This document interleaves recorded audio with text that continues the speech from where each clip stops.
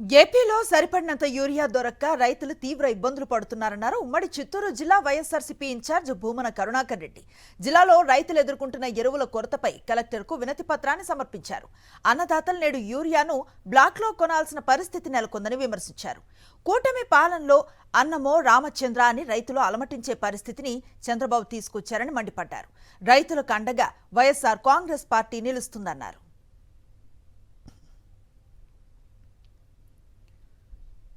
చంద్రబాబు నాయుడు గారు ఎన్నికల సభల్లో ప్రచారం చేసి ప్రజల దగ్గర ఓట్లు దండుకొని అధికారంలోకి వచ్చిన తరువాత సంవత్సరం 3 నెలలైన తరువాత ఇప్పుడు కేవలం 5,000 రూపాయలు ఇచ్చి కేంద్ర ప్రభుత్వం ఇచ్చేటువంటి 2,000 జత చేసి ఆ రోజునేమో ఎన్నికల సభలలో నేను కేంద్ర ప్రభుత్వం ఇచ్చేదాంతో పనే లేదు, 20,000 నేరుగా రాష్ట్ర ప్రభుత్వమే అందజేస్తుంది అని చెప్పినటువంటి చంద్రబాబు నాయుడు గారు సంవత్సరం 3 నెలల తర్వాత 5,000 రూపాయలు ఇచ్చి అది కూడా 7 లక్షల మందికి కోత వేసి రైతు బాంధవుడిని నేను అని చెప్పుకుంటున్నటువంటి చంద్రబాబు నాయుడు గారి హయాంలో ఇప్పుడు రైతులకు యూరియా లభించక క్యూలల్లో పాపం